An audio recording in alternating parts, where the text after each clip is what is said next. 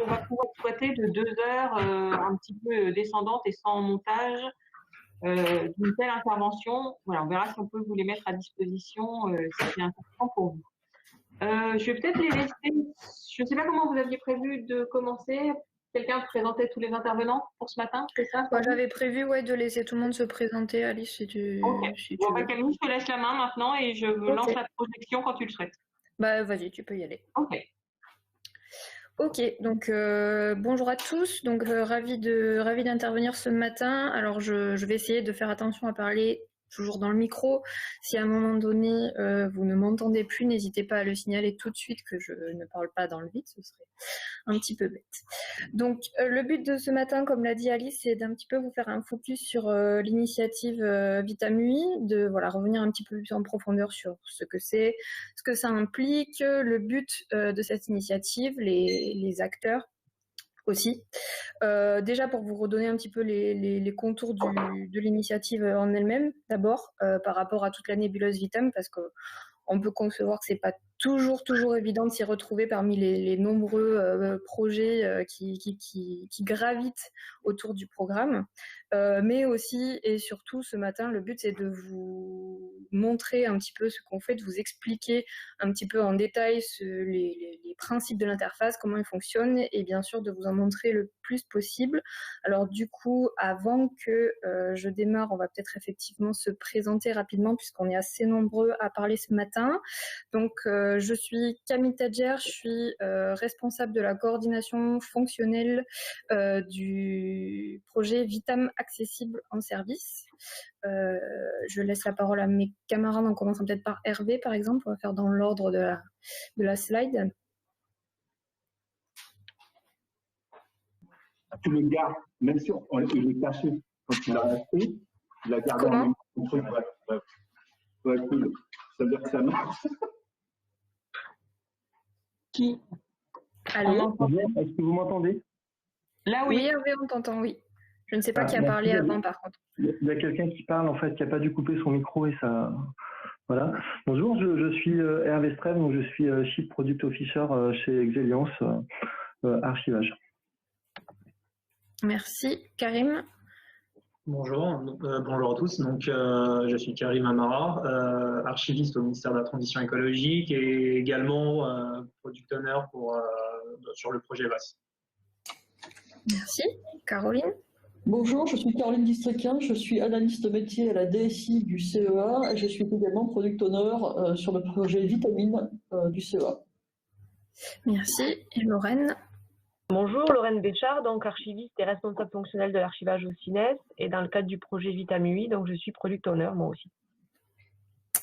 Merci beaucoup. Alors, je vais commencer par vous réexpliquer en guise d'introduction un petit peu les contours du projet, c'est-à-dire comment il est né, de l'initiative d'ailleurs, puisqu'on préfère parler d'initiative que de projet, puisque c'est une initiative qui accueille plusieurs projets en son sein.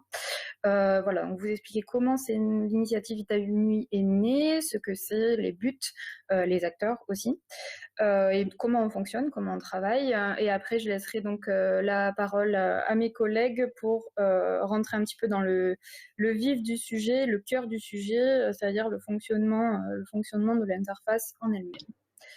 Alors, je veux bien la slide suivante, encore après du coup. Merci. Alors, très rapidement et pour rappel, alors je suis désolée, je sais qu'il y a beaucoup de personnes pour qui ça fera des grosses redites, mais je préfère m'assurer que tout le monde est bien au clair sur la base plutôt que de passer outre et que certaines personnes soient perdues du coup. Donc, pour rappel, Vitamui, c'est une initiative qui est née... Oula. C'est une initiative qui est née au sein de la nébuleuse du programme Vitam. Donc le programme Vitam, c'est un programme interministériel qui est porté par 3 ministères. Le ministère de la Culture avec le projet Adamante, le ministère des Armées avec Archipel et le ministère des Affaires étrangères avec Saphir. Le but du programme étant de construire et de développer avec des financements commun, un back-office pour un système d'archivage électronique open source. qui permettent aux 3 ministères porteurs d'assurer l'archivage définitif dont ils ont la charge. Le but étant bien sûr que ce logiciel soit aussi réutilisable pour tous ceux qui le souhaiteraient, et notamment pour des besoins d'archivage intermédiaire par exemple.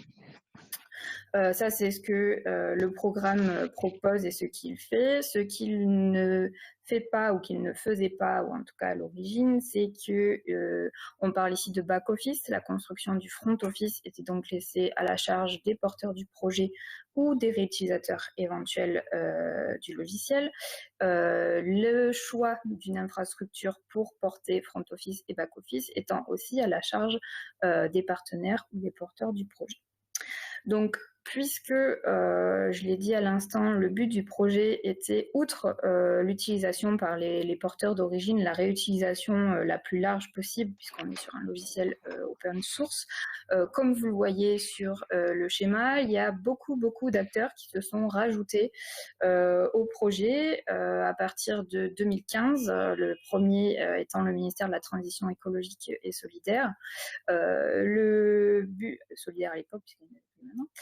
Le but de l'ensemble de ces partenaires étant de pouvoir accéder au projet, aux réunions, de participer un petit peu à la réflexion fonctionnelle et ou technique autour du projet, d'avoir accès aux dernières livraisons pour pouvoir tester le logiciel et bénéficier éventuellement aussi de l'aide de l'équipe Vitam pour ceux qui souhaitaient par exemple développer eux-mêmes un front office pour réutiliser le back-office Vitam. Alors, parmi ces nombreux partenaires, il y en a une quinzaine, Alice. Je ne crois pas qu'on ait beaucoup dépassé ce chiffre pour le moment. Excuse-moi, je te redonne la parole très rapidement, juste parce que je n'ai pas vérifié mes chiffres. Ouais, c'est ça. Pardon, je coupe le micro pour éviter que nous on fasse aussi interférence. Oui, de notre côté, 15 anciens partenaires, et on peut citer Xeliance, un nouveau partenaire utilisateur qui rejoint ce club utilisateur, et une demi-douzaine d'autres organismes, dont plusieurs collectivités, qui sont en cours de signature au niveau de leurs instances politiques, je dirais. Okay. Super. Merci. Alors, au sein de cette nébuleuse-là, je vais vous en présenter 4 un petit peu plus en profondeur, puisque ce sont donc les 4 partenaires actuels de Vitam UI. On avait donc le CEA, qui est un opérateur qui gère notamment un certain nombre de données issues du nucléaire. Le CINES, un opérateur également qui, outre ses propres besoins d'archivage intermédiaire, a aussi à gérer un rôle de tiers archiveur pour les archives électroniques. Le groupe Xeliance, qui est donc un groupe privé qui cherche à proposer une solution de tiers archivage également sur la base du back-office Vitam. Et le projet VAS, Vitam Accessible Service, donc je ne m'étends pas dessus parce qu'on vous le représentera beaucoup plus en détail cet après-midi. Et juste pour en dire 2 mots, un projet qui regroupe actuellement 3 ministères, le ministère de la Transition écologique, le ministère des Solidarités et de la Santé et le ministère de la Culture, qui s'associent pour utiliser Vitam pour l'archivage intermédiaire de leurs ministères respectifs. On va dire très vite. Donc, chacun de ces 4 partenaires Vitam, ce n'est pas les seuls, mais ces 4-là en tout cas, avaient de manière différente ou plus ou moins semblable des besoins d'eux-mêmes construire un front office pour pouvoir réutiliser la solution. Jusqu'à 2019 à peu près, ces 4 partenaires-là étaient plutôt dans des réflexions isolées, chacun dans leur coin pour le dire familièrement, et essayer de construire ce front office par eux-mêmes et tout seuls. Et donc assez naturellement, en 2019, puisque donc l'ensemble de ces établissements se retrouvaient à intervalles réguliers au sein de réunions Vitam, naît la réflexion de savoir s'il ne serait pas mieux de mettre en commun, de mutualiser les développements, puisque les besoins étaient semblables et qu'a priori l'interface finale telle que les uns et les autres la souhaitaient aurait quand même de grandes similitudes. Et donc à l'été, donc là bien sûr les réflexions convergeaient là-dessus et les 4 partenaires en question se sont rapidement mis d'accord sur le fait qu'il était effectivement mieux de s'associer. Et du coup, à l'été 2019, cette association-là a été sanctionnée par une convention qui a été signée par les 3 partenaires publics, donc CINES, CEA et le projet VAS, qui lui-même regroupe plusieurs partenaires, comme je vous l'ai dit, et un partenaire privé, donc Xeliance, le tout sous l'égide de l'AMAC, puisque le but était de faire ça aussi en étroite association avec la maintenance de Vitam. Alors, l'objectif de cette convention et de cette association, un petit peu plus formellement parlant, c'était de construire donc à partir d'un socle commun qui serait fourni par Xeliance, puisque Xeliance avait depuis plusieurs années un projet d'interface déjà en développement avec un portail d'app dont Hervé vous parlera plus en détail tout à l'heure.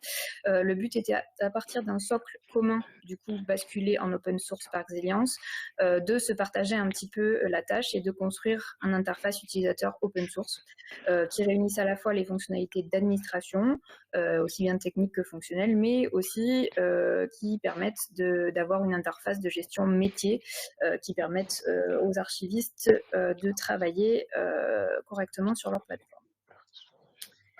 Alors, je veux bien que tu passes Alice, merci. Alors, juste pour vous faire un petit focus, puisque donc vous l'avez compris, c'est une association de 4 partenaires, qui plus est avec des profils tous très différents et donc des besoins qui se rejoignent, mais avec aussi leur spécificité propre. Il était très important pour que cela fonctionne, de bien cadrer l'organisation et de bien cadrer aussi la méthode, les outils utilisés, la manière dont on allait travailler ensemble et fonctionner pour... Putain, feuille de route, putain! Qu'est-ce qui se passe? Qui a parlé?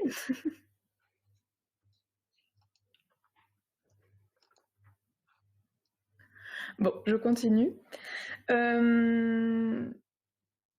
Du coup, pour vous expliquer un petit peu l'organisation du travail telle qu'elle a été pensée et les outils tels qu'on utilise, donc tels qu'on les utilise. Alors assez naturellement, puisque Vitam lui-même fonctionne en mode agile, l'initiative Vitam UI s'est mise aussi sur ce mode agile, avec donc les premiers mois de collaboration qui ont été consacrés à la mise au point d'une feuille de route, d'une roadmap en commun, qui serait ensuite... Alors, on ne voit pas très bien, du coup, Alice, si tu veux bien remettre en...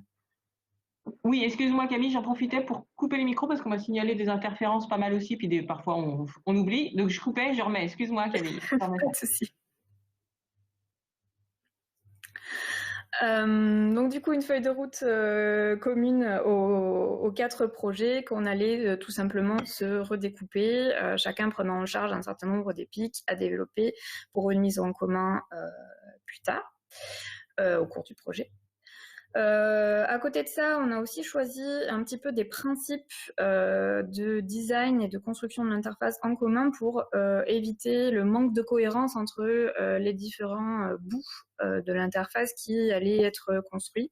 Donc l'ensemble des apps et des fonctionnalités développées le sont sur le principe de l'UX design qui était déjà utilisé par Xeliance, pour lesquels donc l'ensemble des product owners ont suivi une formation et l'utilisation d'un logiciel de maquettage pour les écrans en commun et unique, là encore, le logiciel Figma, qui permet la gestion d'un design system en commun et général, qui assure donc la cohérence du tout. Et enfin, pour ce qui est des outils, il y a eu bien sûr la création d'un GitHub en commun pour permettre le partage des interfaces au fur et à mesure qu'ils étaient développés, voilà, et la fusion de l'ensemble des petits bouts produits par chacun. Pour terminer un petit peu sur la dynamique de travail, il fallait bien sûr créer un certain nombre de réunions, une comitologie pour que ça fonctionne et que l'ensemble des partenaires discutent de manière régulière de ce qu'ils faisaient et de ce qui restait à faire.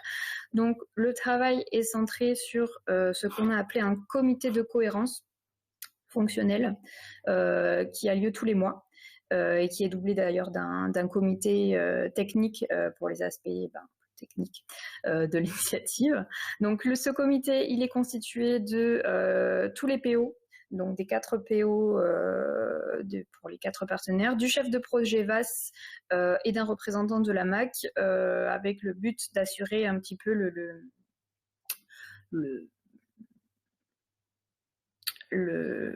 je perds mes mots, de coordonner l'ensemble et d'assurer la fluidité un petit peu de l'organisation de ces réunions et des échanges. Donc le but de ces comités de cohérence, c'est quoi? C'est d'abord de valider en séance l'ensemble des maquettes produites par l'un ou l'autre partenaire, puisque ces maquettes sont les préalables à la rédaction des user stories qui permettront ensuite les développements, et à l'inverse aussi de faire la démonstration des écrans une fois qu'ils sont développés afin de pouvoir valider le contenu du développement en question.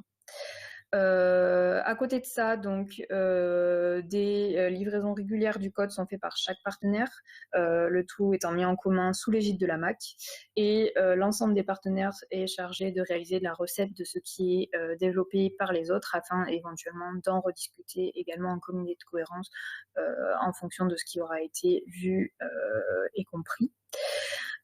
Et enfin, puisqu'on ne peut pas tout régler avec une seule réunion, nous mettons en place régulièrement des séances de travail sur des sujets, des ateliers en fait, pour les sujets en commun. Le plus gros du travail dans ces ateliers récemment ayant été par exemple l'ergonomie générale du portail d'accueil et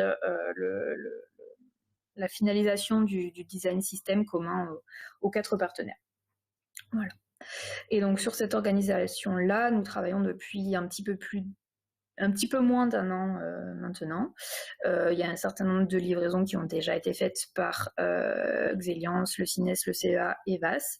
Le portail et l'interface commencent à vraiment comprendre un certain nombre de fonctionnalités, et donc je vais laisser la parole à mes collègues, à moins qu'il y ait tout de suite des questions qu'on les garde pour la fin, je ne sais pas, pour rentrer un petit peu plus en profondeur dans le fonctionnement de cette interface qu'on est en train de construire et ce qu'elle proposera ou ne proposera pas. Le tout étant, bien sûr, je l'ai déjà dit, mais je le répète pour que ce soit bien clair, complètement open source et donc réutilisable de la même manière que le pack office Vitam est open source et réutilisable partout.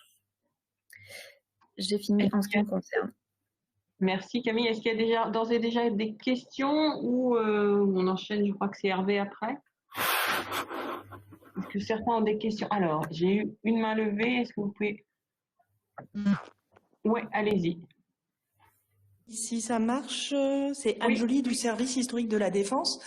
J'avais une question sur l'organisation du travail. Donc, vous avez bien précisé livraison régulière du code par chaque partenaire. Est-ce que la formation que vous aviez reçue à l'UX Design vous suffisait pour vous permettre de faire ce travail qui est déjà d'informaticien, ou est-ce que vous étiez assisté au niveau de chaque partenaire par des informaticiens? Ah non, on a bien sûr une assistance par des informaticiens, et malgré notre formation de base à l'UX Design, qui n'est pas tant de la technique, c'est plus de la méthode pour rendre user-friendly, comme on dit en bon anglais, les interfaces. Hein, ça n'a pas grand-chose de vraiment technique. On n'est pas vraiment sur la question du code, mais plus sur la forme générale et l'ergonomie de l'interface pour s'assurer qu'elle soit le plus user-friendly. Du coup, j'ai même pas un terme français qui corresponde possible. Et malgré ça, voilà ce que je perdais mes mots, malgré ça, de toute façon, on a aussi, en tout cas côté VAS, et je sais que c'est le cas aussi côté CINES, et je pense côté CEA, nous avons aussi l'aide du UX designer professionnel à côté de ça pour notre travail. Merci. Okay. Merci. Est-ce qu'il y a d'autres questions? Je pense qu'on peut... Hervé, je continue? Tu continues? Est-ce que c'est à toi, Hervé, après?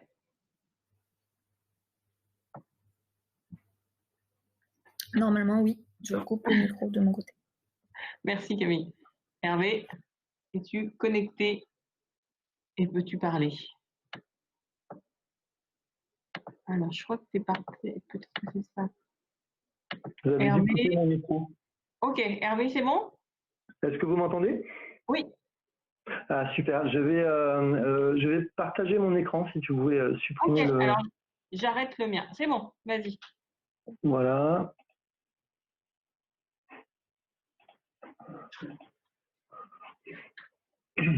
C'est Voilà. bon, ça apparaît.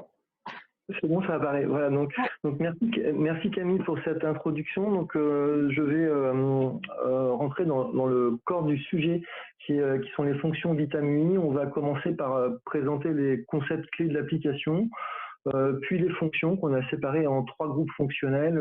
Donc, chacun va présenter une fonction ainsi qu'une démonstration de l'application.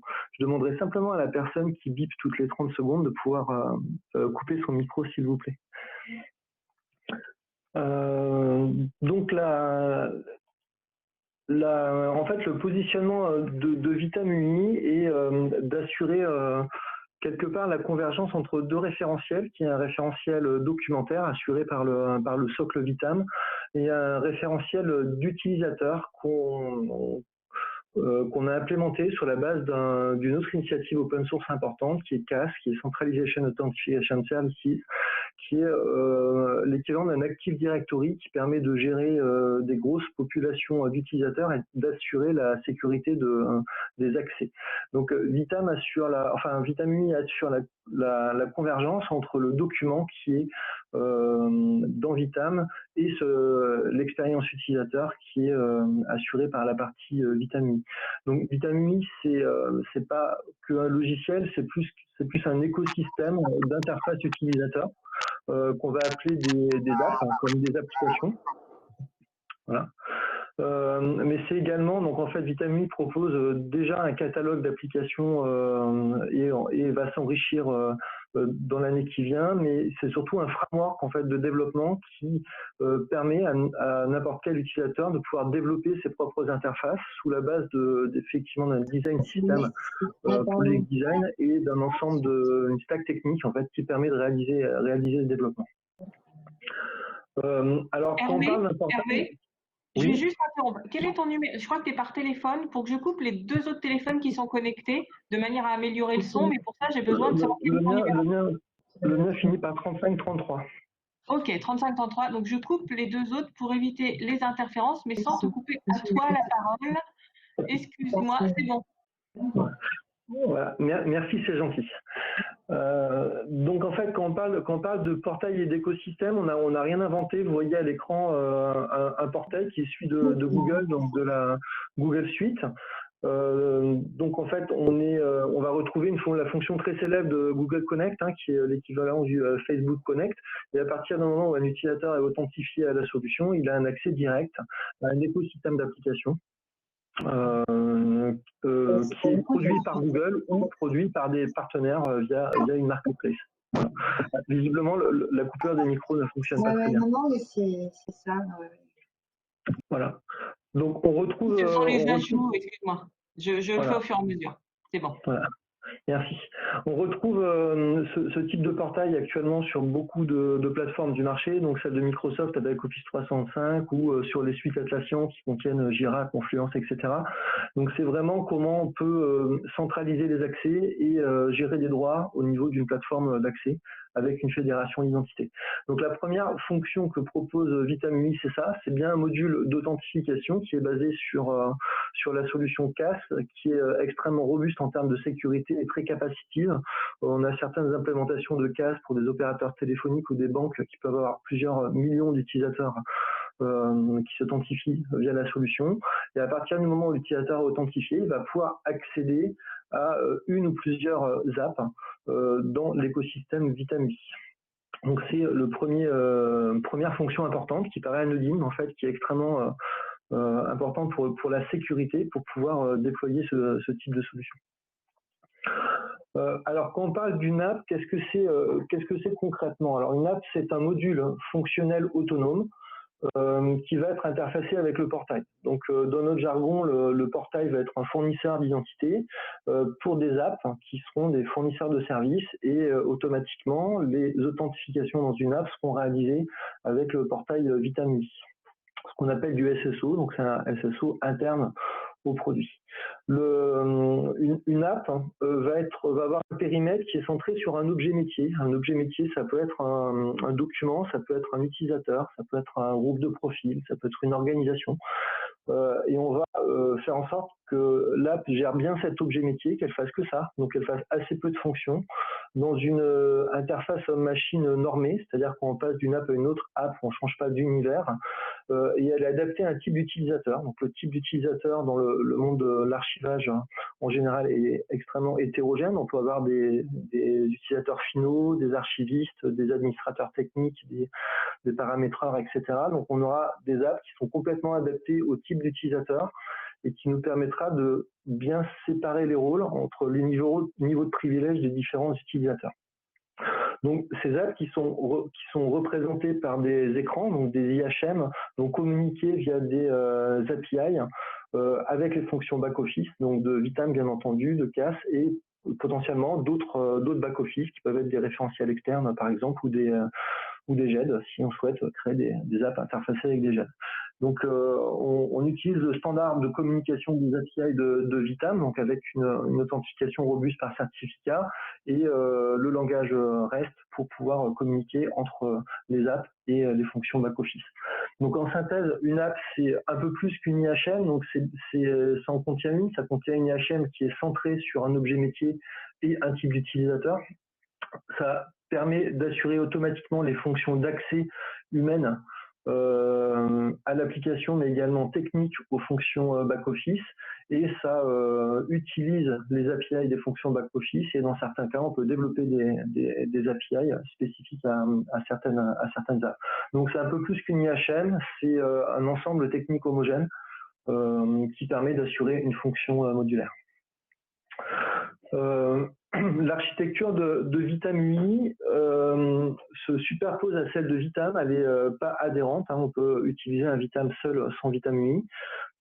Pour rappel, Vitam, donc c'est bien un socle qui volontairement est un back-office qui expose des fonctions sous forme d'API, donc qui peut parler à d'autres logiciels, et qui dispose d'un ensemble d'IHM démo qui permet actuellement de paramétrer la solution. Donc Vitam.UI va apporter toute la dimension de la gestion des référentiels utilisateurs avec les fonctions portail et va présenter trois catalogues, je dirais, d'apps en fonction de trois groupes fonctionnels. Le premier, c'est l'administration des organisations et des droits utilisateurs que je vais présenter juste après. Actuellement, VAS est en train de développer des interfaces métiers autour des processus de versement et de consultation d'archives. Et le CEA et SINES développent des interfaces de paramétrage de la solution qui, à terme, vont se substituer aux IHM démo. Donc, je vais commencer par le premier groupe fonctionnel qui est l'administration des organisations et des utilisateurs. Donc, ce que pose ce groupe fonctionnel, c'est deux fonctions principales. La première, c'est le cloisonnement d'une instance pour pouvoir mutualiser une instance Vitam entre plusieurs organisations qui l'utiliseraient. Et la deuxième fonction importante, c'est comment je vais pouvoir habiliter des utilisateurs humains à utiliser la solution et accéder aux documents. On finira par une démonstration d'environ 10 minutes et je passerai la main à Caroline sur la partie Vitam.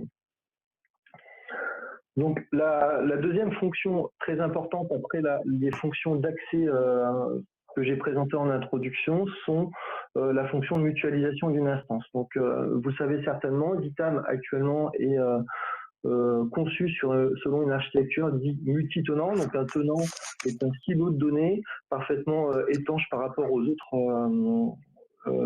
tenants qui peut être on pourrait dire un SAE à part entière qui dispose de ses propres référentiels, son plan de classement, les référentiels de gestion, les contrats applicatifs, les index, les journaux chaînés 42013, etc. Donc Vitam permet déjà un premier niveau de cloisonnement très intéressant pour mutualiser dans une organisation la solution en séparant les périmètres documentaires. Ce que va apporter Vitam UI, c'est un niveau de cloisonnement supérieur qui est l'organisation, c'est-à-dire que Vitam UI permet globalement d'exploiter un morceau d'une instance Vitam, c'est-à-dire qu'une organisation peut exploiter un ou plusieurs tenants de Vitam en toute indépendance par rapport à une autre organisation. Donc ça, c'est très important, c'est ça qui permet de pouvoir massifier l'exploitation d'une instance Vitam pour plusieurs je dirais, clients, je dirais notamment quand on en réalise une exploitation en mode SaaS, qui peut être un SaaS public ou un SaaS privé. Vitam UI dispose d'une organisation particulière qui est l'organisation d'instances qui a les fonctions en fait, qui permettent justement de créer des organisations, mais également de pouvoir apporter du support à ces organisations via une fonction de subrogation. Le principe étant que l'opérateur d'instance, qui peut s'appeler l'opérateur d'archivage, n'a pas accès aux données de l'organisation, sauf si celle-ci l'autorise à utiliser des fonctions de subrogation sur certains profils. Donc ça permet, vous le voyez, de monter Vitam dans une dimension SaaS qui est mutualisée sur plusieurs organisations, tout en permettant d'assurer un rôle de support fonctionnel ou technique aux organisations qui sont intégrées. Voilà. Il y a encore un micro qui balade. Troisième fonction qu'apporte ce premier groupe fonctionnel, c'est les profils de droit des utilisateurs. Donc, qu'est-ce qu'un profil de droit? C'est un fichier de configuration qui va permettre de définir les privilèges d'usage d'une fonction SI, donc d'une app. Par exemple, je peux créer, je peux lire, je peux modifier des objets dans l'app. Et je vais définir une habilitation d'accès sur un périmètre de données. Donc ça peut être un périmètre documentaire, hein, typiquement dans l'archivage, c'est ce qui nous intéresse le plus, mais ça peut être aussi une partie d'une population d'utilisateurs. Par exemple, on va le voir dans l'exemple de la démo, ça peut être la population des RH qui vont être administrés par un utilisateur en particulier. Donc les droits d'utilisateur vont être gérés selon deux niveaux. Donc le premier niveau, c'est celui qu'on a vu en introduction. Donc c'est ce qui permet de définir qu'un utilisateur authentifié à la solution n'aura accès qu'à certaines apps de l'écosystème. Donc dans l'exemple qui est présenté, l'utilisateur pourra accéder aux apps 1 et 2, mais ne verra pas dans son portail les apps 2 et 3. Ça fonctionne parce qu'on va attribuer un profil de droit à chaque app, et si l'utilisateur dispose du profil de droit, alors l'app apparaîtra dans son portail. Donc chaque application dispose d'un profil par défaut qui généralement donne accès à toutes les fonctions et tout le périmètre de données d'une app. Généralement ça suffit parce qu'on est sur des apps qui sont relativement simples avec peu de fonctions, mais dans certains cas on a besoin de raffiner ces droits et de pouvoir dire ce que peut faire l'utilisateur dans cette app, ou pouvoir le limiter à un périmètre de données. Donc dans ce cas, on va créer une autre app, qui va être l'exemple de l'app 2, qui va être dédiée à créer des profils spécifiques pour une autre app. Par exemple, je vais créer deux profils paramétrés, un qui permet de lire et écrire dans l'app 4, et un autre qui permettra uniquement de lire dans l'app 4. Donc en fait, on peut, si on le souhaite, développer des interfaces qui permettent de raffiner la gestion des droits sur des profils d'administration et à terme sur des profils d'accès aux tenants Vitam et d'accès aux données. Donc c'est un concept qui est entièrement factorisé, séparé en deux niveaux. Donc un premier niveau qui permet de dire un utilisateur a accès à un périmètre applicatif, donc un certain nombre d'apps, et un deuxième niveau qui permet de dire qu'est-ce qu'a le droit de faire l'utilisateur dans chaque app. Alors, comment on va habiliter un utilisateur dans la solution? Donc, on va retrouver dans la partie de gauche, en fait, ce que j'ai expliqué dans la slide précédente, c'est-à-dire un référentiel des profils. On va pouvoir, pour chaque app, définir un profil par défaut ou plusieurs profils un peu plus fins. Donc, on a un catalogue de profils qu'on va regrouper dans des groupes de profils. Par exemple, je vais avoir un groupe de profils qui permet à un utilisateur d'administrer des utilisateurs, mais également d'accéder à un tenant de données Vitam. Donc, on aura un premier groupe de profils et on peut créer autant de groupes de profils qu'on veut pour combiner les droits. Ces groupes de profils vont être affectés à un utilisateur et à partir du moment où cette affectation est réalisée, automatiquement, les droits sont ouverts dans l'ensemble des apps avec les profils correspondants pour l'utilisateur. Donc ça présente l'avantage d'avoir une fonction d'administration extrêmement simple qu'on peut déléguer à des opérateurs métiers. Par exemple, un gestionnaire RH dans une direction métier qui n'aura qu'à créer un utilisateur, il va affecter un groupe et c'est tout. À partir de là, ça ouvre les fonctions. On n'a absolument pas besoin d'être informaticien pour gérer ces rôles d'administration. Deuxième avantage, c'est qu'à partir du moment où on a beaucoup d'utilisateurs, et c'est la vocation de l'application, on va pouvoir provisionner ces utilisateurs. Donc généralement, il existe des référentiels utilisateurs tiers qui peuvent être des LDAP, Active Directory, et on peut très bien dire que le groupe organisationnel, par exemple ressources humaines, va être attaché à un groupe RH dans la solution et automatiquement quand un nouvel entrant arrive, on va lui attribuer ses droits et si une personne est mutée et change de fonction, automatiquement les droits seront mis à jour. Voilà donc globalement les fonctions de gestion d'habilitation. Je dirais qu'on est plutôt au niveau 2 qui sont basés sur le référentiel des profils et les référentiels des groupes de profils. Je vais maintenant réaliser le scénario de démonstration. Donc on a prévu un scénario de démonstration. On va avec un premier personnage qui est moi-même en tant que support opérateur. Je vais pouvoir créer une organisation qu'on va appeler ministère de l'espace volontairement parce que je crois qu'il n'existe pas encore. Et je vais, en tant qu'opérateur support, pouvoir subroger des utilisateurs d'une organisation pour leur apporter de l'aide. Donc, je vais utiliser ce prétexte pour vous faire la démonstration. Dans le ministère des Armées, on a Sophie qui, elle, a un rôle de paramétrage fonctionnel de l'ensemble des droits pour le ministère de l'Espace. Donc, elle peut paramétrer l'ensemble des droits de son organisation, mais elle n'a pas du tout envie de gérer au quotidien les nouveaux entrants, les mutations, etc. Donc, elle va déléguer l'administration des utilisateurs sur chaque direction métier.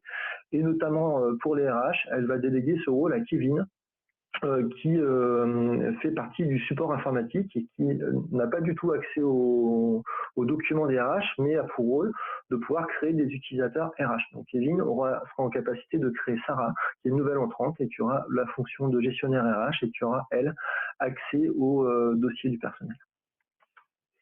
Voilà donc le scénario de démonstration. Je vais le laisser afficher sur l'écran. J'espère qu'il n'est pas trop petit pour vous. Donc on va accéder aux interfaces Vitamini.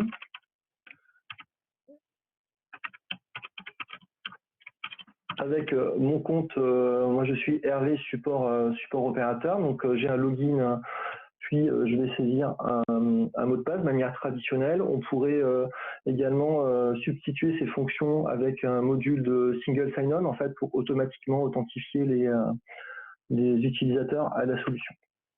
Une fois que je suis authentifié en tant qu'opérateur d'instance, j'accède à l'écosystème d'applications.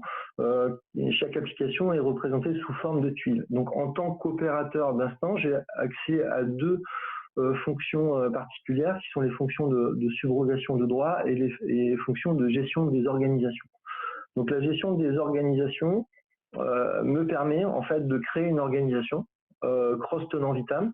Notamment, j'ai préparamétré le ministère de l'Espace qui dispose dans son environnement de 3 coffres en particulier. Les coffres sont associés à des tenants vitam qui seront les différentes structures du ministère de l'Espace. Je peux paramétrer dans cette interface des attributs de l'organisation, notamment des paramètres de sécurité ou d'adressage.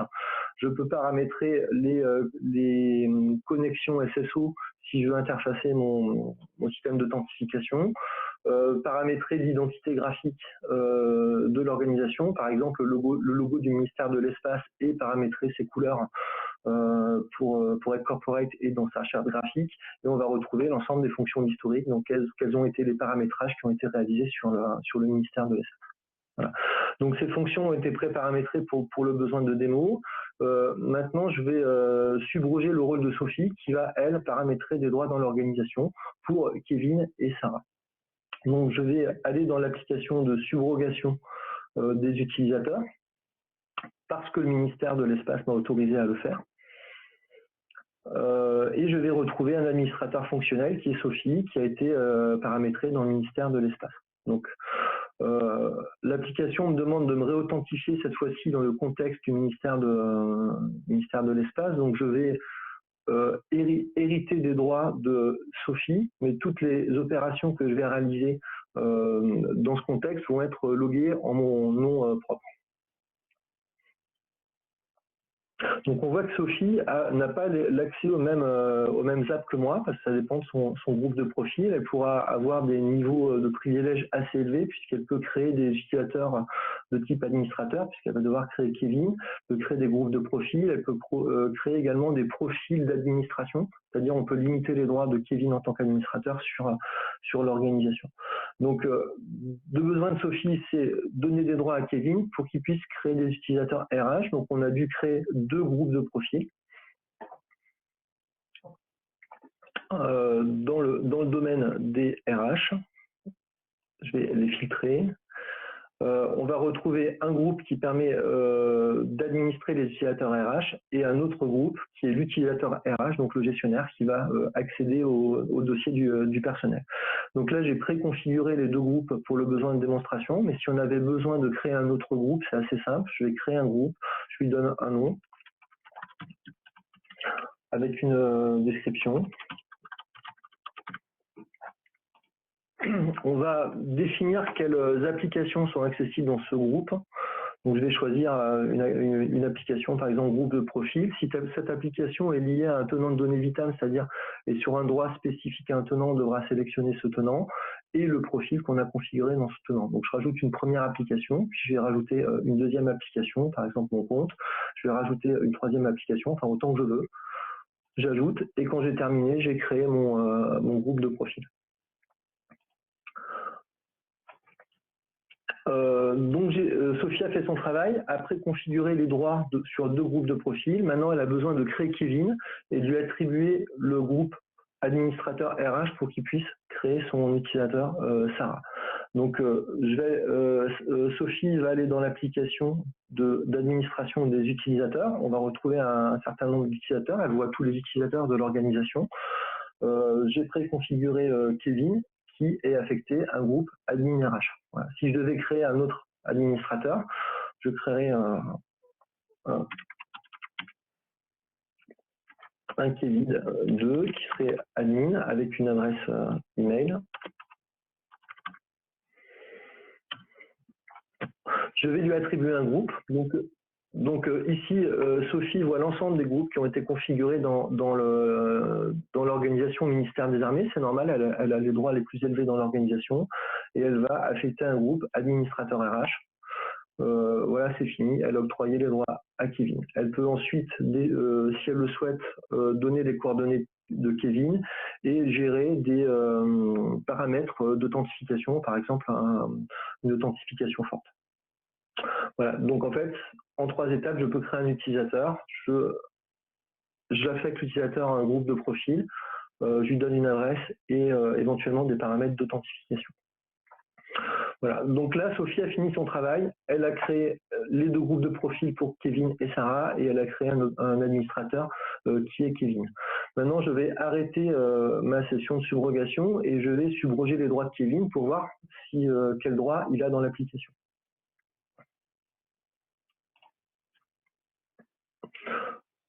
Donc, je m'authentifie en mon propre nom, donc Hervé, je suis support opérateur, et via la subrogation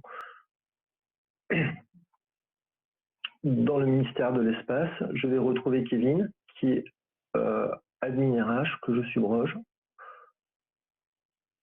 Donc, je dois m'authentifier à nouveau en tant que Kevin dans l'organisation du ministère des Armées.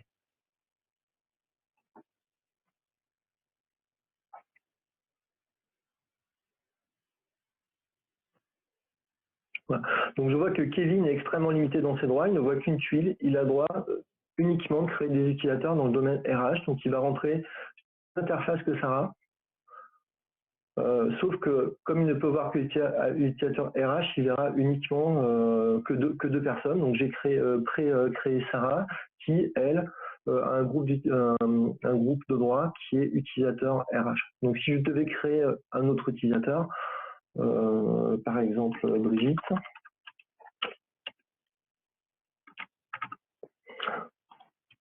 ça serait exactement la même opération que je viens de vous présenter préalablement qu'a fait Sophie. Je vais attribuer un groupe à Brigitte, qui est une nouvelle entrante. On voit que Kevin, lui, ne voit pas tous les groupes d'utilisateurs qui sont paramétrés dans l'organisation, mais uniquement celui qu'il a le droit de donner. Donc, groupe utilisateur RH. On pourrait imaginer avoir plusieurs groupes d'utilisateurs dans le domaine RH, mais en aucun cas, Kevin ne pourrait attribuer des droits de la comptabilité à un utilisateur RH. Donc, j'attribue mon groupe, je saisis les coordonnées, je gère l'authentification et j'ai créé mon nouvel utilisateur. On est dans la même expérience utilisateur qu'a réalisé Sophie, mais avec des droits d'admin limités. Voilà. Donc, je pourrais faire la même opération pour aller voir ce qu'a le droit de faire Sarah, mais actuellement, les fonctions d'accès documentaire, notamment accéder à des dossiers du personnel, sont en cours de développement par VAS, donc je laisserai plutôt la parole à Karim un peu plus loin pour montrer ce qui est prévu en termes d'interface pour les accès documentaires. Voilà. Bon, j'ai fini ma présentation. Je dirais que cette contribution, vous voyez, n'est assez peu liée au monde de l'archivage, mais extrêmement importante. C'est tout le système qui permet de gérer l'ensemble des droits d'utilisateurs de l'application et de tout ce qui va être développé dans le cadre de Vitamuni. C'est une solution très robuste, sécurisée, et qui permet de gérer des niveaux de sécurité de type homologation assez facilement. Ok, merci beaucoup Hervé. Ouais. Je crois que c'est Caroline ensuite. C'est bien ça. Tu projettes directement ou je reprends la projection? Je te laisse projeter, comme ça je ne projetterai que mes vidéos. D'accord.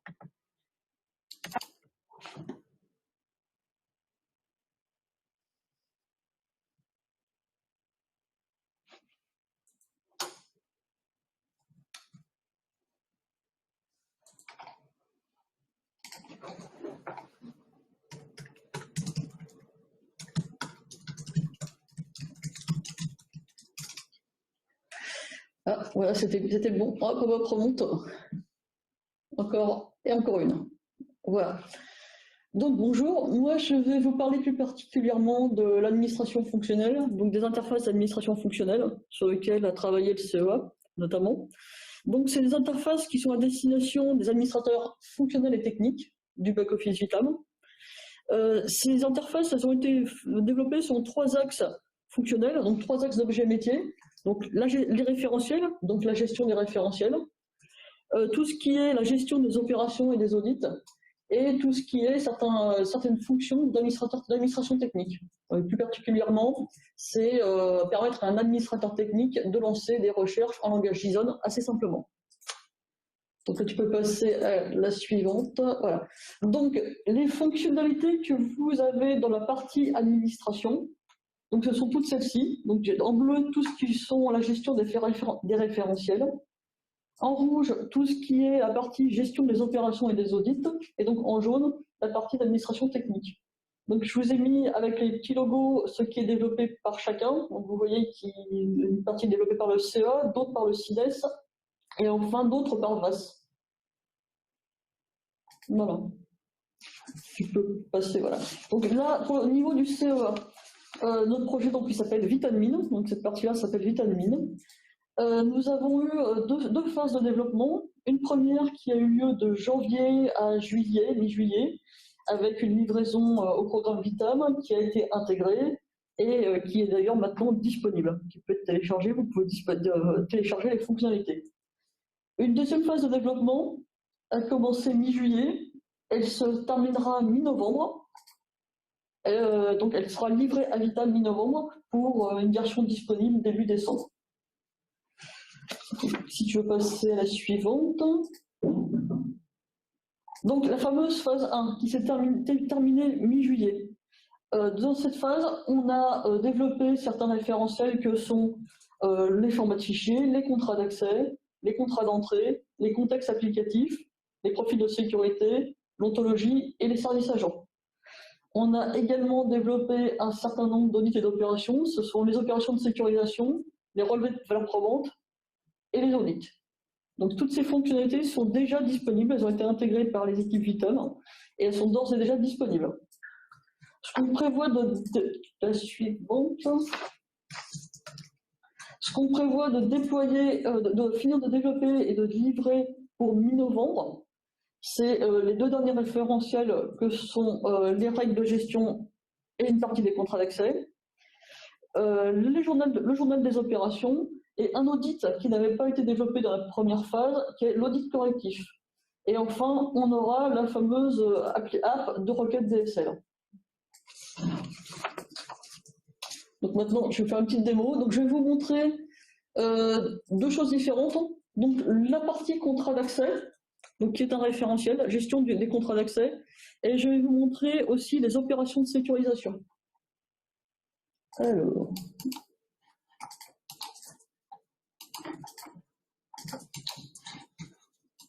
Donc, pour cela, je vous ai fait une petite vidéo.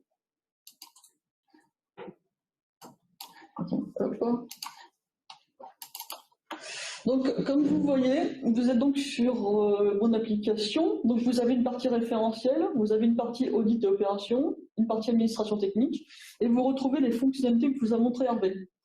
Vous voyez que mon utilisateur ne voit pas tout. Par exemple, bien que les profils de sécurité existent, dans le référentiel, il ne les voit pas. Donc, il n'y a pas de droit. C'est ce que va expliquer Hervé tout à l'heure. Donc, moi, j'ai choisi les contrats d'accès. Comme vous pouvez voir, j'ai plusieurs coffres. C'est étonnant. J'en choisis donc un. Et là, je vois tous les contrats d'accès de ce coffre.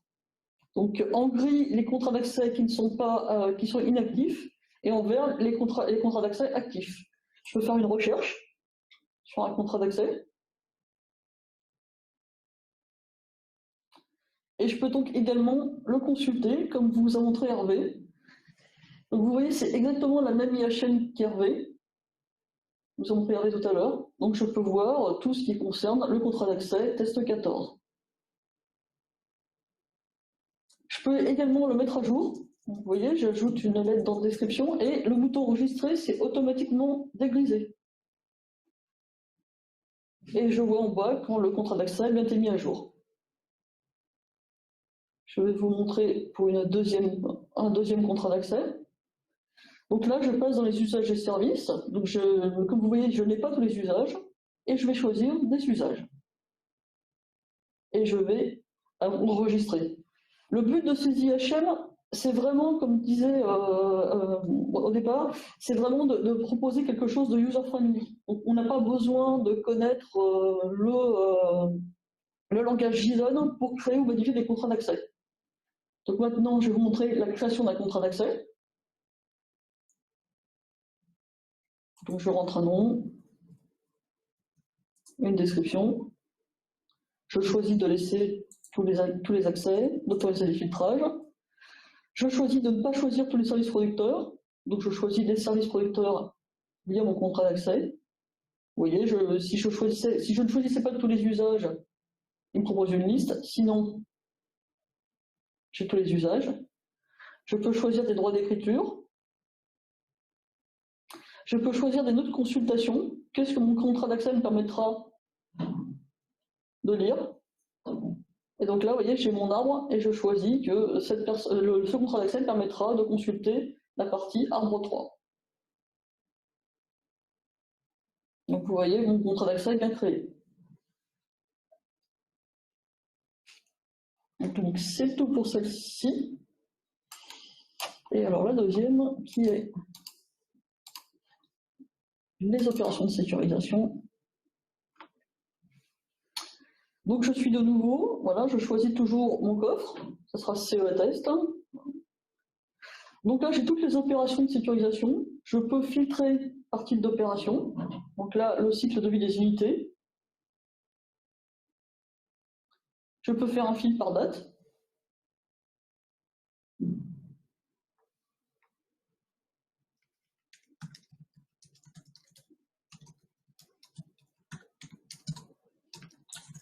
Donc je peux aussi faire un filtre par nom, par ID. Et enfin, je peux consulter mon opération. Je peux lancer la vérification de l'opération. Alors je vous informe que le choix du contrat d'accès, c'est temporaire. Vous n'aurez plus cette petite problématique à partir de mi-novembre. Donc je vois bien la vérification. Et je peux évidemment télécharger le rapport. Et voici. Donc vraiment le but de tout ça, vous voyez, je peux aussi changer de coffre. À tout moment, je peux changer de coffre et aussi retourner sur l'interface principale. Vraiment, le but de tout ça, c'était vraiment de permettre d'offrir des IHM très simples d'utilisation, qui ne nécessitaient pas voilà, de connaître le JSON, le XML et de travailler assez facilement. Je pense que c'est tout pour moi, je sais. Voilà. Merci Caroline. Lorraine? Oui. Tu projettes, je projette, comment tu veux faire? Tu peux projeter et après je montrerai vite fait l'application, mais pas longtemps, et donc je reprendrai la main pour ça à ce moment-là. Ok, d'accord. Alors, hop.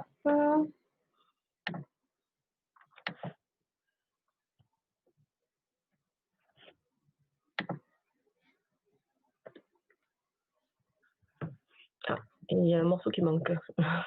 Il y a un morceau qui manque. Bah, rapide peut-être. Ah voilà, il y a dû y avoir une animation qui est restée coincée. C'est pas grave.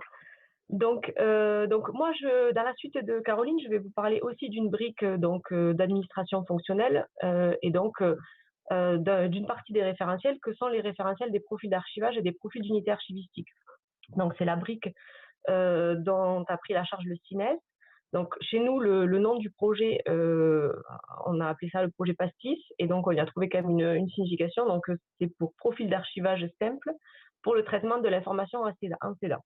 Donc l'idée de cette brique-là, c'est à la fois, donc, comme je l'ai mis en bas, de gérer le référentiel des profils d'un Vitam, donc de pouvoir afficher la liste des profils d'archivage et des profils d'unité archivistique qui sont dans le SAE, de pouvoir les activer, les désactiver et faire des recherches dessus. Donc ça, c'est la brique qu'on attaquera en dernière à la fin du projet de développement parce que c'est la plus simple. Et donc, on a commencé par la partie la plus complexe, c'est-à-dire pouvoir créer des profils d'archivage et après, donc, créer des profils d'unité archivistique. Donc, ce sur quoi on travaille, c'est un outil qui nous permet d'importer des profils déjà faits dans l'application pour les modifier, d'en créer et d'en exporter, soit sur notre PC, soit directement dans Vitam.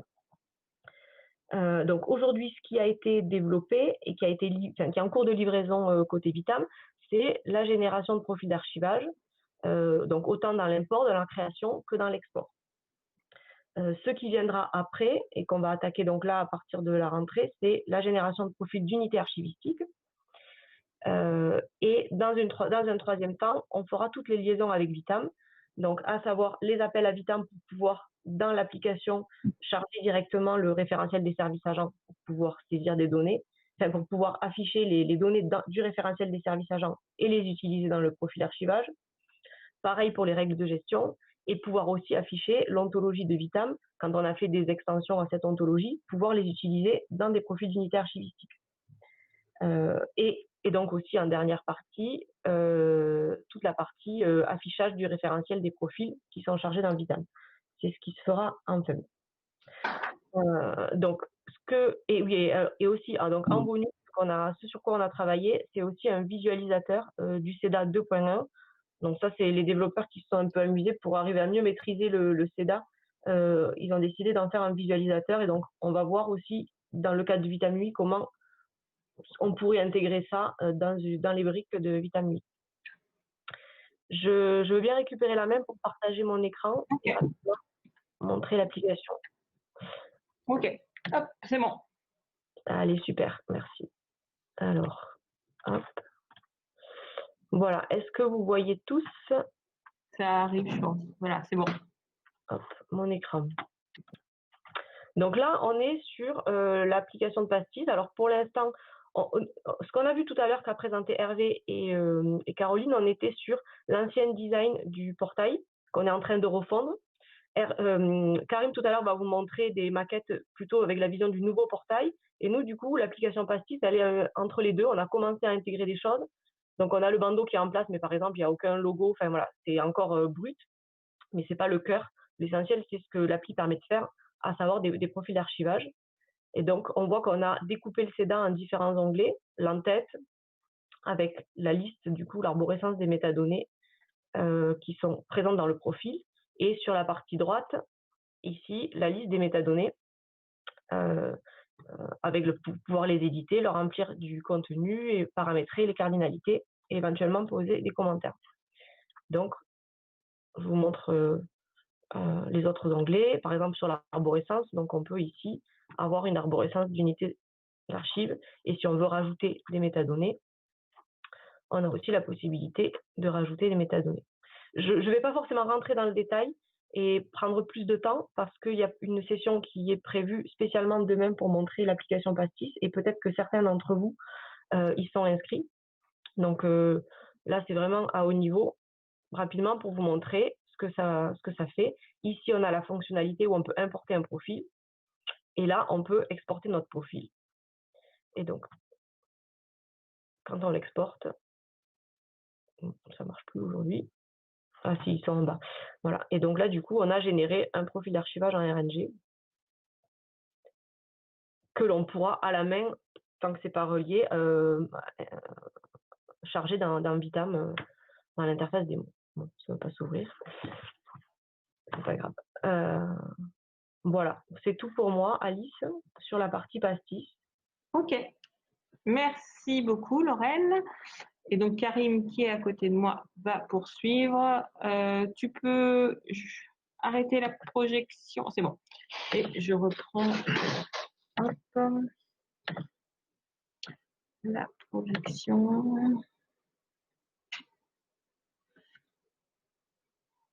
Là, c'est ça? Oui. Alors, Karim, vas-y. Donc, bonjour. Donc, comme ce qui vient d'être dit, VAS est un projet mutualiste entre différents ministères. Donc, moi, je me situe en tant que PO, en tout cas pour faire, en tout cas pour pouvoir faire le lien entre les différents sujets. Pour compléter rapidement ce que disait Hervé, sur les fonctionnalités. Actuellement, les fonctionnalités qui ont été priorisées pour la MVP VAS sont donc les fonctionnalités métiers de recherche et accès, sachant que ça, c'est pour la partie MVP et que les fonctionnalités non priorisées par nos partenaires seront également prises en charge par VAS en post-MVP. Donc, pour faire simple, là, les fonctionnalités qui vont vous être présentées, c'est principalement donc, la fonctionnalité du fait de verser une archive sur la solution.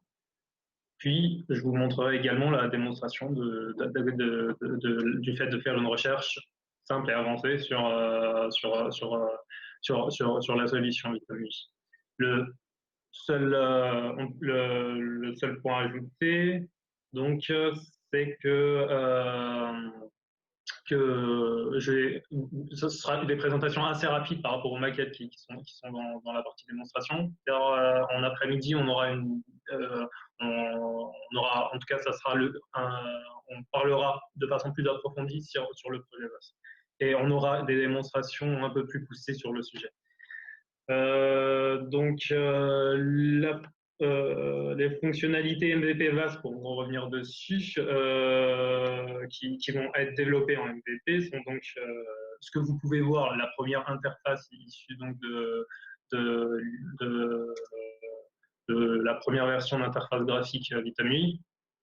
À partir de là, donc on a la réflexion qui s'est faite autour de la partie dépôt et suivi de versement, c'est de pouvoir proposer aux utilisateurs le fait de pouvoir faire un dépôt et également de pouvoir visualiser ces versements déposés. Sur cette maquette, vous pouvez voir qu'on a donc la possibilité de visualiser en dessous dans le tableau des entrées les différentes entrées qui ont été faites sur l'application, qu'ils soient au statut, en tout cas pour pouvoir visualiser leur statut, à droite en tout cas sur le tableau à droite à ce niveau-là, je ne sais pas si on peut voir. On peut voir les différents états et statuts des versements qui ont été initiés. Et logiquement, ça on le verra cet après-midi quand on vous fera une présentation un peu plus poussée. Lorsqu'on clique dessus, on aura un panneau latéral qui s'affichera à droite pour pouvoir consulter les détails du versement. On voulait également pouvoir, hormis le suivi des versements, pouvoir faire des recherches de versements à ce niveau-là. En tout cas, pour pouvoir les retrouver à ce niveau-là et logiquement, donc c'est pour ça que dans un premier temps, on a réfléchi à une recherche simple sur ce sujet et également une recherche avancée pour pouvoir préciser notre recherche au niveau du versement. Donc, si on clique sur « Nouveau versement », ça nous permet donc d'importer un versement. Tu peux pas? C'est pas dynamique? Oui, je sais, mais c'est la page d'après. C'est bon. Voilà, c'est bon. Donc, à partir de cette page-là, vous pouvez voir en gros à quoi ressemble la possibilité de pouvoir faire un dépôt de SIP ou en tout cas de ce qu'on appelle un paquet d'archives au format .zip. Le seul contrôle qui est fait à ce niveau-là, donc c'est au niveau du format. À partir du moment que c'est un SIP au format .zip qui est versé et qu'on confirme donc le versement, le processus d'entrée sur Vitam est mis en route. Donc, il y a un premier processus de téléchargement du SIP, puis le workflow Vitam qui prend la suite. Et donc, comme je vous expliquais, à ce niveau-là, plusieurs états de versement sont pris en compte. Donc, l'état succès, l'état en cours qui n'est pas représenté ici, lorsque le versement est en cours de téléchargement, et les différents états d'erreur, erreurs fonctionnelles ou erreurs techniques qui peuvent également apparaître, ou bien donc les états d'avertissement.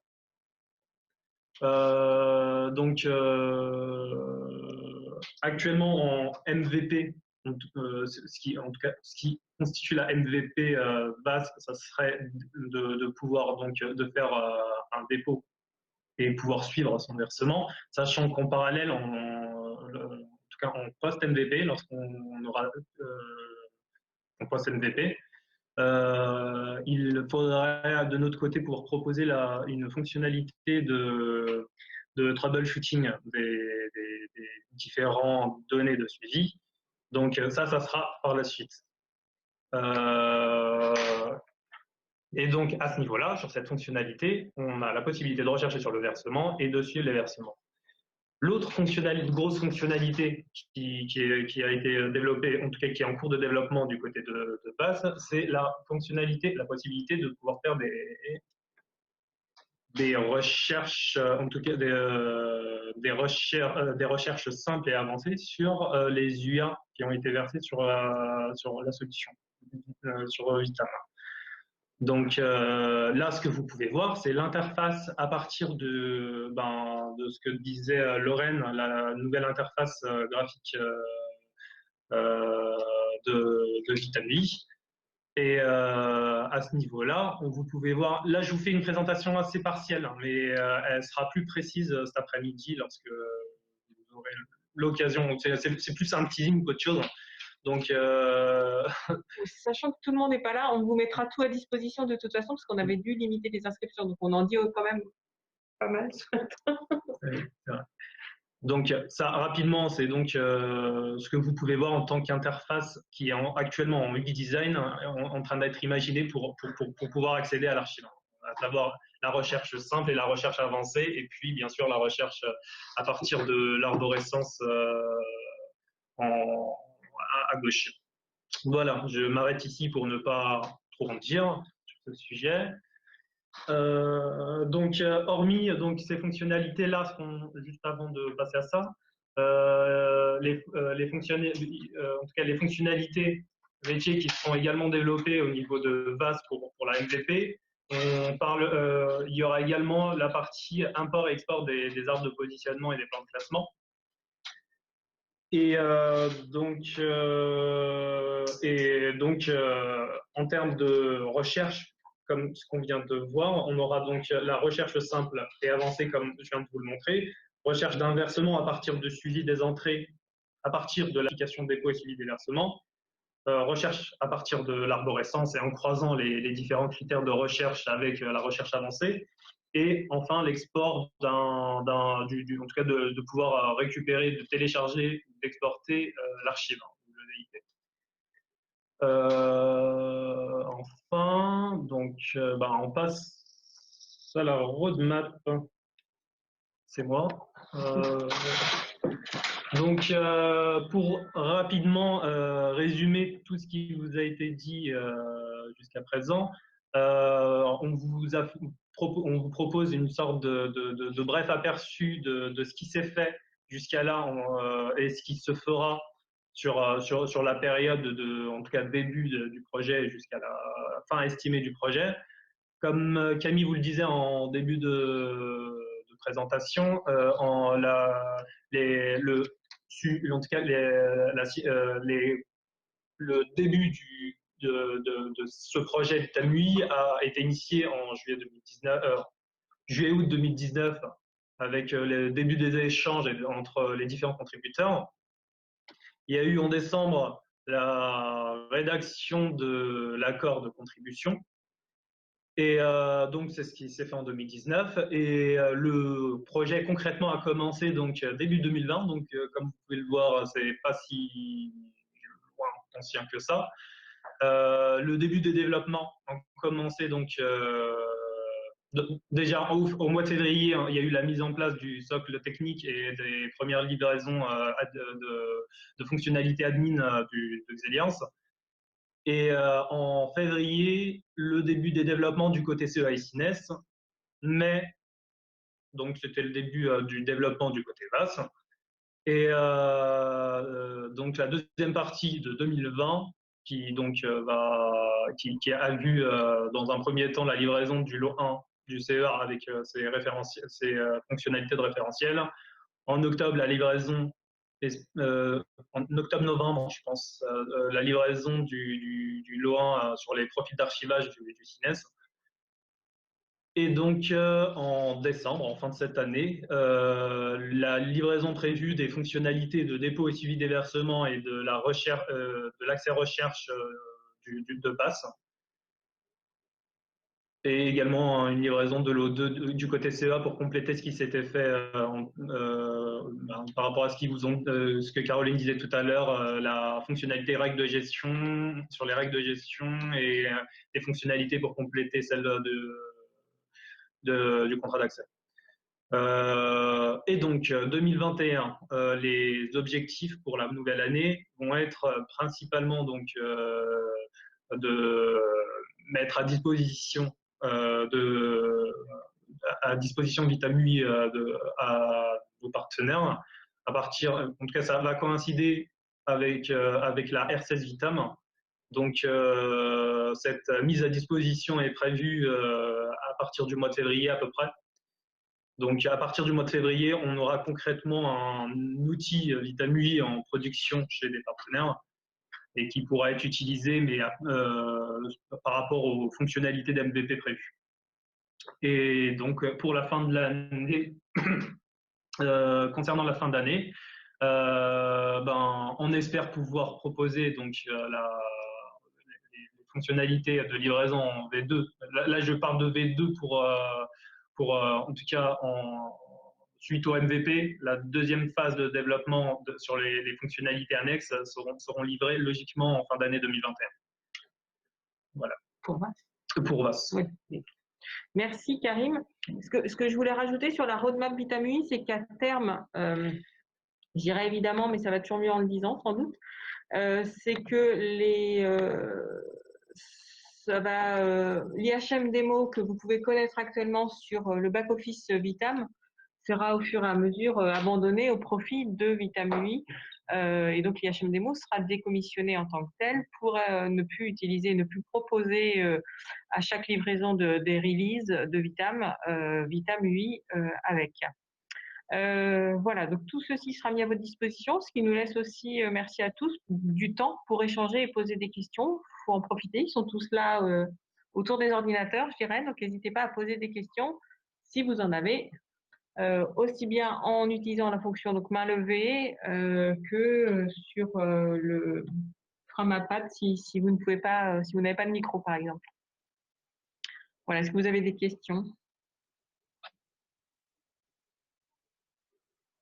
Moi, je voulais en profiter pour redire ce qu'était un troubleshooting.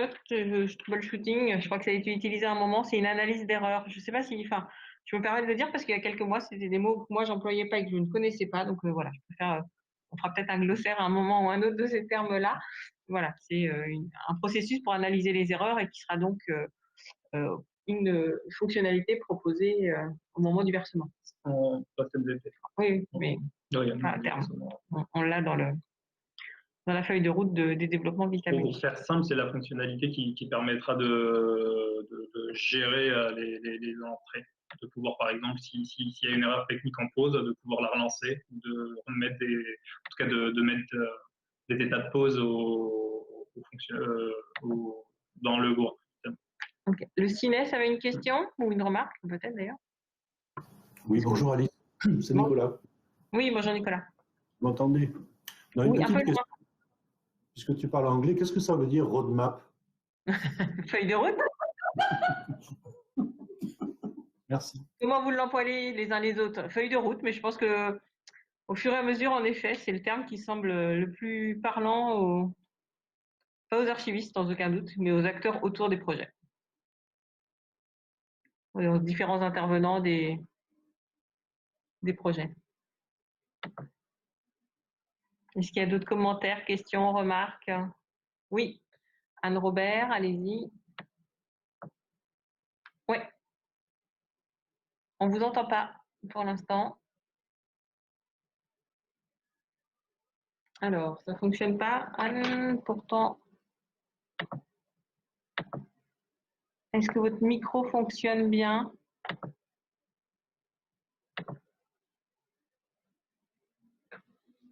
Madame Robert,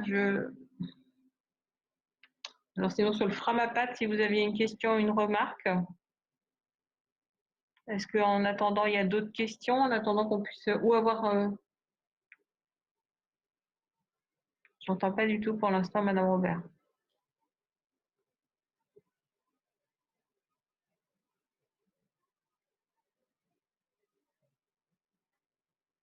Est-ce qu'il y a d'autres questions, remarques?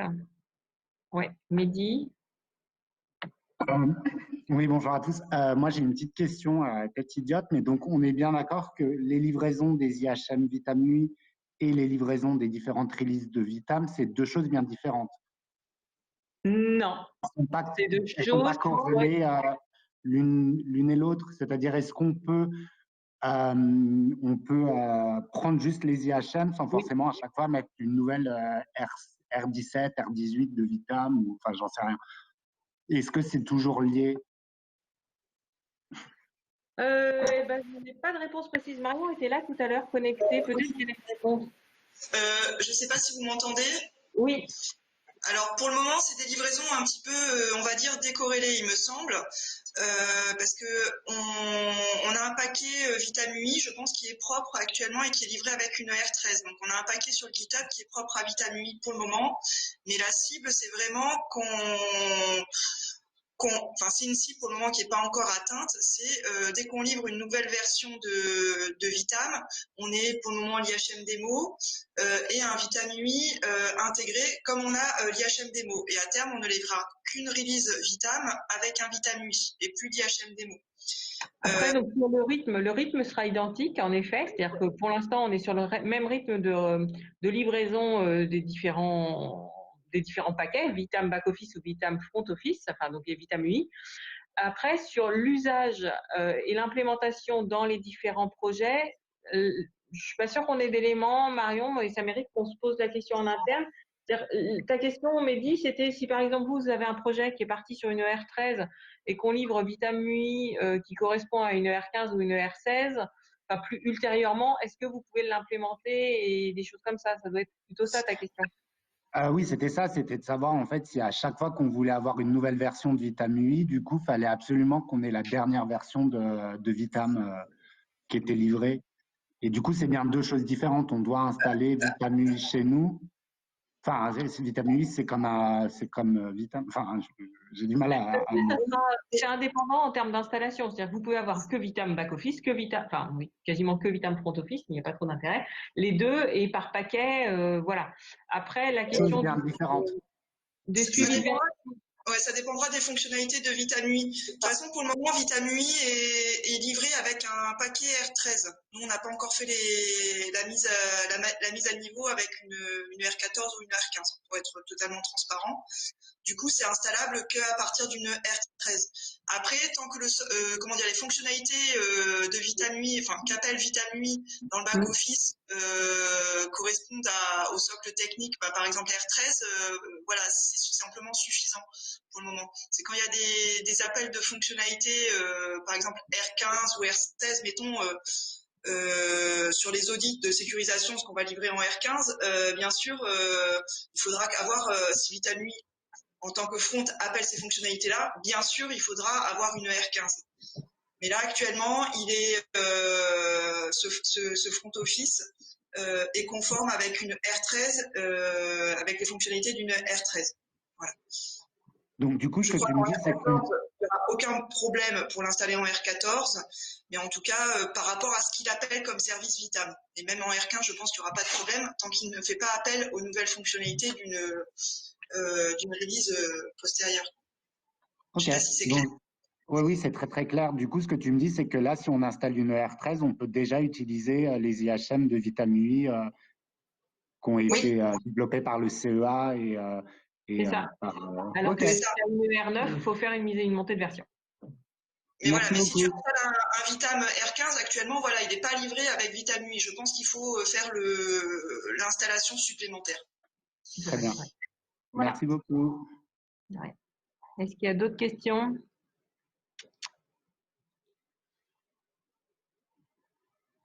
Sur les fonctionnalités, les méthodes de travail, Pour rajouter juste un point par rapport au contexte même de cette initiative, c'est vraiment une action forte du club utilisateur qui nous a permis de faire ce qu'on appelle donc l'accord contributeur, c'est-à-dire que tout le monde joue le jeu, le CEA, le CINES, Exeliance, de reverser ce code et de le mettre à la même hauteur que le code du Vitam Back Office, c'est-à-dire en libre, et de livrer ce code-là à la communauté, en gros, avec des investissements évidemment importants pour tous.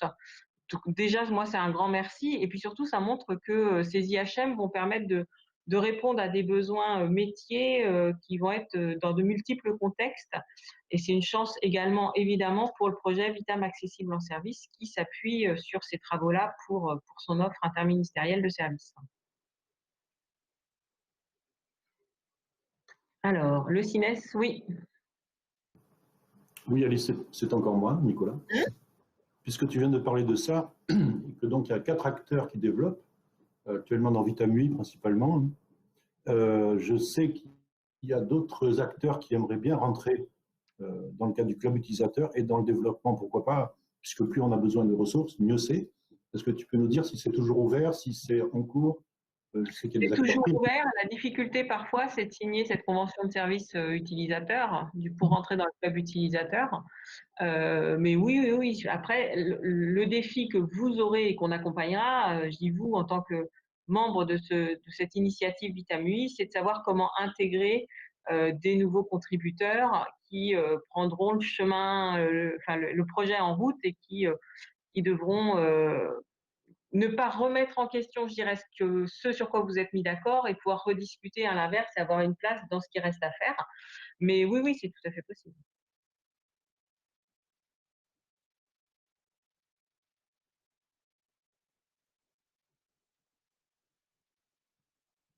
Est-ce qu'il y a d'autres questions? Est-ce qu'on se dit que pour ce matin, on a fait le tour de cette initiative Vitamui? On mettra évidemment au maximum, bon, la présentation est déjà en ligne, mais les vidéos également.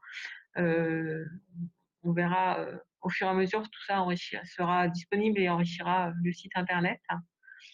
S'il n'y a pas d'autres remarques ou questions, je vais vous souhaiter… Après, juste pour préciser par rapport au décommissionnement de l'IHM démo, comme tu disais, c'est en tout cas l'objectif de Vitamui, c'est réellement en tout cas de pouvoir proposer, décommissionner l'IHM démo et se substituer à lui. Donc la plupart des fonctionnalités Vitam qui existent aujourd'hui doivent pouvoir être réutilisées par Vitamui. C'est donc ce qui va impliquer le fait en tout cas qu'il faudrait qu'à la fin de la V2, de l'année prochaine, qu'on puisse avoir, en tout cas, le décommissionnement de l'IHMDemo ne pourra être fait que lorsque l'ensemble des fonctionnalités de Vitam seront disponibles et couvertes par ce qu'on fait déjà.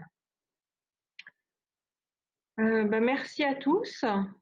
Il y a encore la possibilité de poser des questions. Je n'ai pas regardé si quelqu'un avait mis quelque chose sur le Framapad depuis quelques minutes. Si c'est bon pour tout le monde, je vais vous souhaiter une bonne fin de matinée, à certains très bientôt, cet après-midi ou lors d'autres ateliers. Et voilà. À bientôt. Merci à vous.